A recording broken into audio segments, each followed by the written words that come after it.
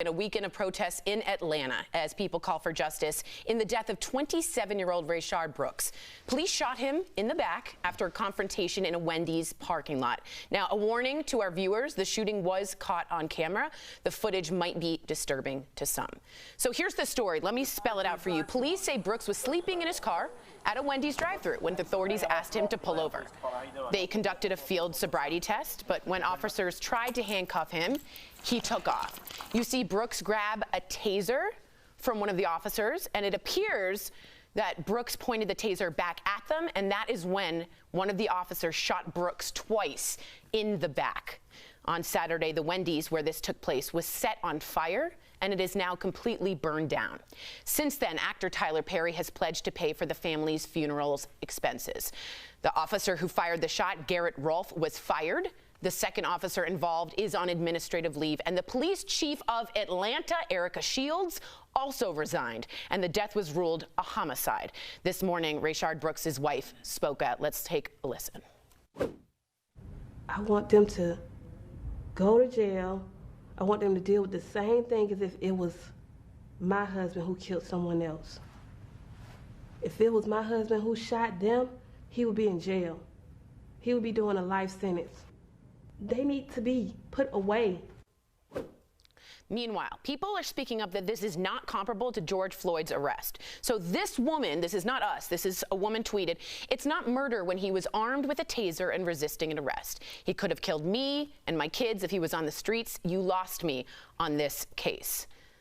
Lindsay, I'm so sorry to bring you back to another day. I know, it's like coming back. I feel like we're on this repetitive cycle, but it's interesting because Dylan Roof went to Burger King, if you remember, after he slaughtered and killed multiple people. This man was sleeping in his car and gets murdered. So I'm really not even going to engage with that argument. You know, it's just like, this is not even a step in the right direction. So if police chiefs, which is why I think she stepped down or was forced out, don't tell their staff, this is not the time. Moving forward should not be the time to be killing people unarmed, especially. They patted him down and realized that he had nothing on him besides a taser. So you're trying to tell me you have to shoot a man in the back that has a taser pointed your way? There's no excuse for it. And it's really a gross disregard for everything that people are fighting for, that are marching every day just to say that our lives matter. It's really disgusting. And so I think that they have a lot of explaining to do, because from the beginning of this interview, when he was talking to the officers, he was very respectful. He was calm. He said, I don't want to not take the test. I want to listen and do everything you're saying. I would like to make it home for my daughter's birthday tomorrow.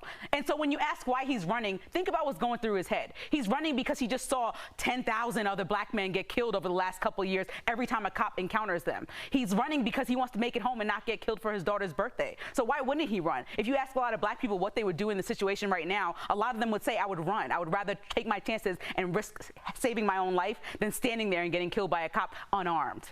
Wow, that's why you run. Wow. Al, you have a video I think you have of a white man, am I right? Do we have this video of how police treated someone of not of color who resisted arrest? Is that correct? That's right. And you know what, Lindsay, I will respond to that tweet that we read because that woman is questioning why you should run.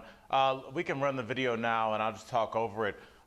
This is a man that was suspected of killing 3 people. He shot someone in the driveway, allegedly, and strangled 2 other ones.